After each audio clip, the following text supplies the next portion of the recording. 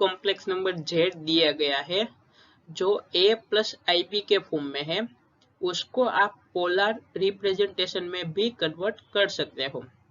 अगर हमारा complex number z is equal to a plus ib है तो हम z को इस प्रकार से भी लिख सकते हैं कि z is equal to r bracket में cos theta plus i sin theta.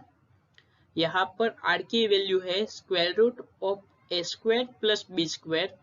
In theta हमारा आर्ग्यूमेंट यानी एम्पलीट्यूड की वैल्यू है। इसके आगे वाले लेक्चर में हमने आर्ग्यूमेंट ऑफ z की वैल्यू किस प्रकार से निकालनी है उसकी भी बात की थी। तो अभी तक आपने वो लेक्चर नहीं देखा है तो ऊपर आई बटन में आपको उसकी लिंक मिल जाएगी, वहां पर जाकर आप वो लेक्चर भी देख सकते हो।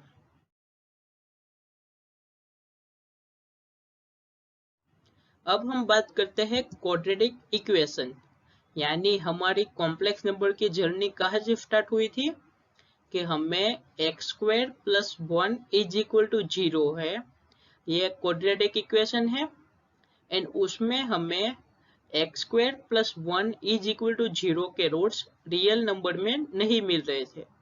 तो दिक्कत क्या हो रही थी कि अगर हम x square plus 1 is equal to 0 को सोल्व करें तो हमें नेक्स्ट स्टेप मिल रहा था x square is equal to -1 implies x equal to square root of -1। तो हमें नेगेटिव नंबर का स्क्वायर रूट नहीं मिल रहा था इन रियल नंबर। तो हमने क्या किया कि स्क्वायर रूट ऑफ -1 है उसको आई यानी एक आयोटा का सिंबल दे दिया। तो वहां से हमने देखा कि कोई भी नेगेटिव नंबर का स्क्वायर रूट है वो कॉम्प्लेक्स नंबर में आपको मिल सकता है, जबकि रियल नंबर में नहीं मिल रहा था।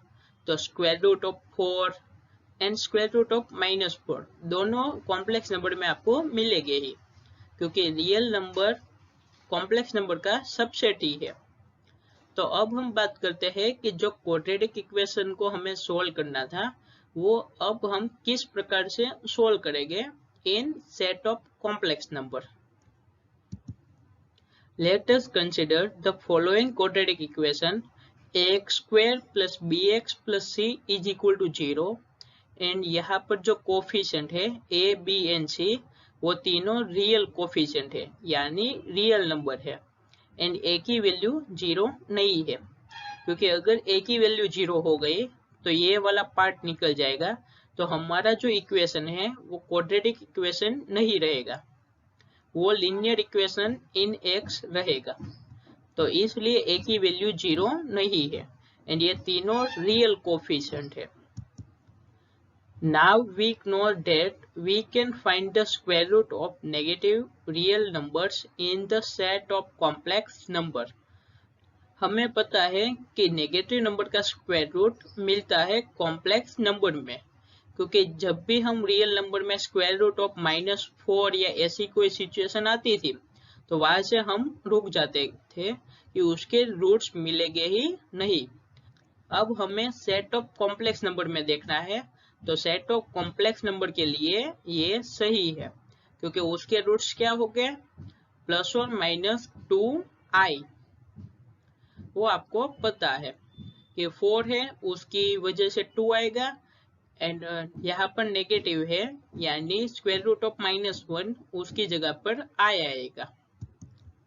Therefore, the solution of the above equation in the set of complex number is x is equal to -b plus or minus b square minus 4ac divided by 2a। ये वही पुराना जो था, कोई भी क्वाड्रेटिक इक्वेशन है उसके solution यानी उसके रूट्स कैसे फाइंड करने हैं वही क्वाड्रेटिक फॉर्मूला ही है। तब हमने बात की थी कि अगर b स्क्वायर माइनस 4ac की वैल्यू ग्रेटर देन 0 है तो हमें रियल रूट्स मिलेंगे एंड वो डिफरेंट हो गया। अगर इक्वल टू 0 है यानी b स्क्वायर माइनस 4ac की वैल्यू 0 हो जाती थी तो ये पार्ट निकल जाता था। तो हमें क्या बता था -b डिवाइड बाई 2a। तो हमें दोनों सेम रूट्स मिलते थे एंड दोनों रियल नंबर्स थे। तो जब भी पहले लेस देन 0 आता था तब हम कह देते थे कि उसके रियल रूट्स नहीं है। लेकिन तब हमने ऐसा नहीं कहा था कि उसके रूट्स नहीं मिलेंगे, उसके रूट्स मिलेंगे लेकिन वो रियल नंबर के अंदर नहीं मिलेंगे। तो इसलिए इसके जो रूट्स होंगे वो कॉम्प्लेक्स नंबर होंगे। तो यहाँ पर लेस देन 0 आएगा। तो जब भी आप इसको सोल्व करोगे तो कुछ ऐसी सिचुएशन आपको मिलेगी कि स्क्वायर रूट के अंदर -4 या -3 ऐसा कुछ होगा। अब हम देखते हैं कि fundamental theorem of algebra. A polynomial equation has at least one roots, यानी कोई भी पॉलिनोमियल इक्वेशन है उसके एटलीस्ट वन रूट तो होंगे ही। ये थियरम के स्टेटमेंट को आपको विथआउट प्रूफ याद रखना है कि कोई भी पॉलिनोमियल इक्वेशन है उसके पास कम से कम एक रूट्स तो मिलेगा ही। इसके ऊपर जो हम ये स्टेटमेंट भी लिख सकते हैं कि a polynomial equation of n degree has n roots. यहाँ पर रूट्स कैसे होंगे, यानी वो रियल नंबर होंगे या कॉम्प्लेक्स नंबर होंगे, उसकी बात नहीं की है। लेकिन अगर n डिग्री का पॉलिनोमियल है तो उसके पास n रूट्स मिलेंगे। तो अभी हमने क्वाड्रेटिक इक्वेशन की बात की कि जब भी हमारे पास जो d यानी b² - 4ac की वैल्यू लेस देन 0 आती थी तो वो केस में हमारे पास कॉम्प्लेक्स नंबर मिल रहे थे।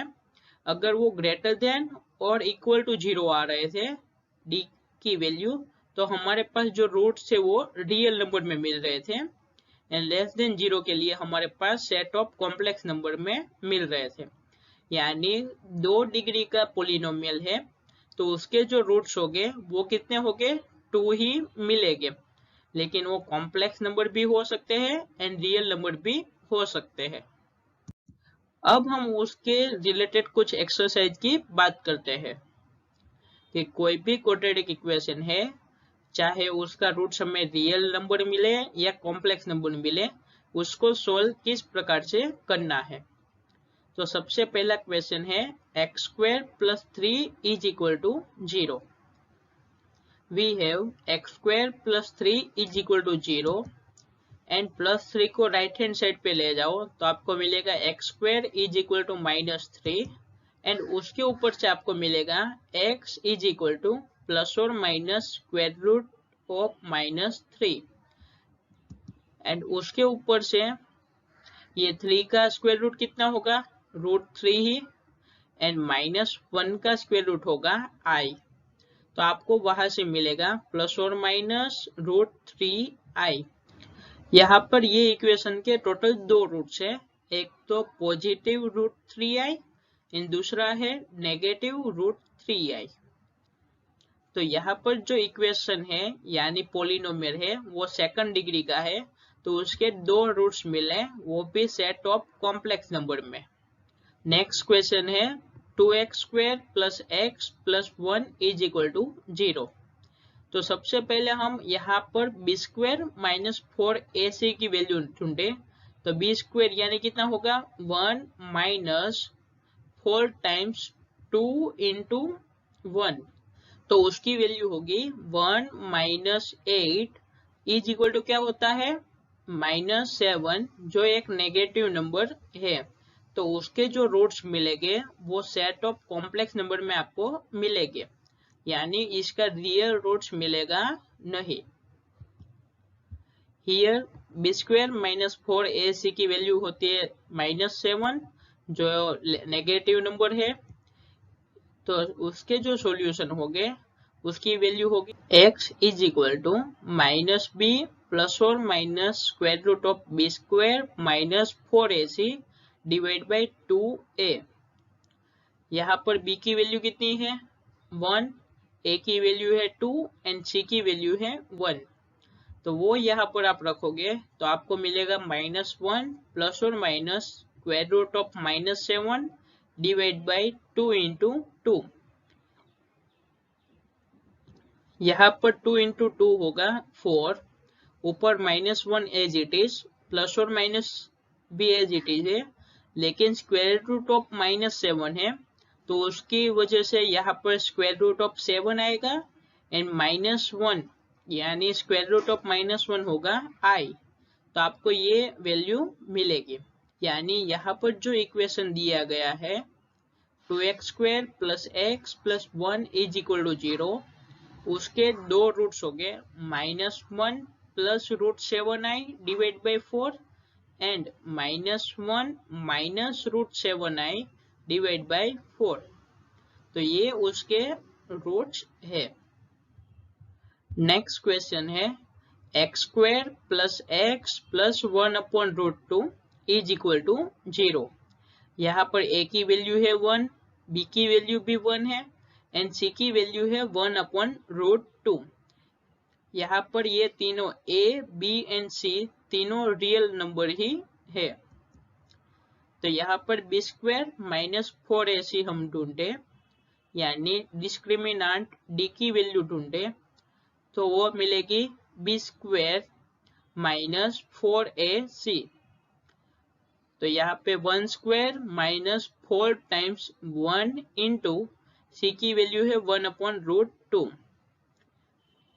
एंड यहाँ से आप 4 को किस प्रकार से लिख सकते हो 2 इंटू 2, तो यहाँ से एक 2 एज इट इज यहाँ पर लिखो एंड जो दूसरा 2 है उसको आप लिख सकते हो √2 इंटू √2। यहाँ पर ये 4 है, उसकी जगह पर आप लिखो 2 इंटू 2 एंड ये जो एक 2 है उसको आप लिख सकते हो √2 इंटू √2 एंड यहाँ से एक √2 एंड एक √2 कैंसिल कर दो, तो आपको टोटल मिलेगा 2 इंटू √2। तो यहाँ पर हमें 2√2 मिला, तो हमें b² - 4ac की वैल्यू मिली 1 - 2√2।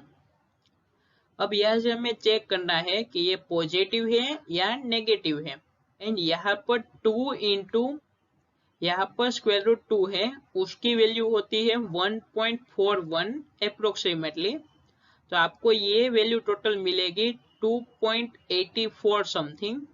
तो 1 में से 2 समथिंग बात करेंगे तो वो नेगेटिव ही आपको मिलेगा, यानी हमें b² - 4ac की वैल्यू नेगेटिव नंबर मिलेगा।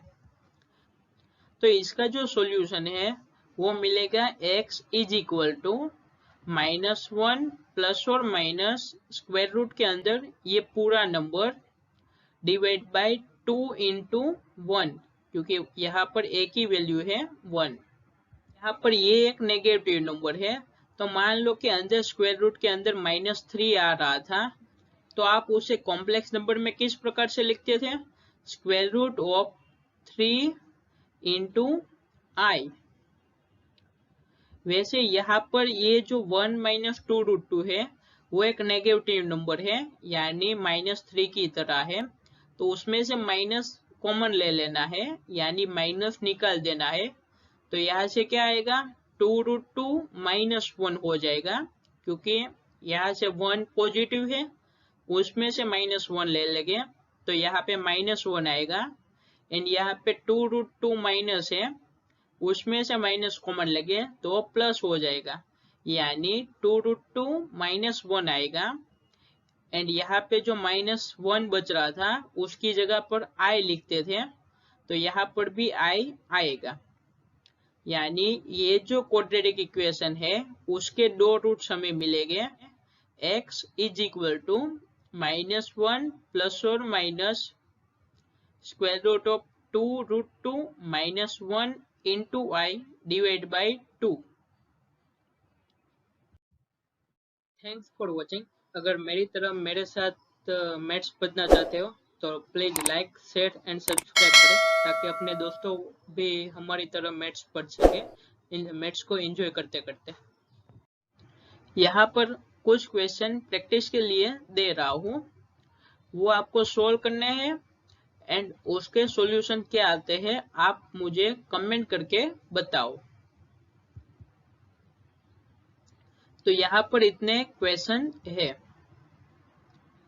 तो अगर इसमें से कोई भी क्वेश्चन सोल्व कर रहे हो या फिर इसके अलावा कोई भी क्वाड्रेटिक इक्वेशन आप सोल्व कर रहे हो जो आपसे सोल्व नहीं हो रहा है, तो आप हमें नीचे कमेंट या फिर मेल करके बताओ कि ये क्वाड्रेटिक इक्वेशन को किस प्रकार से सॉल्व करना है।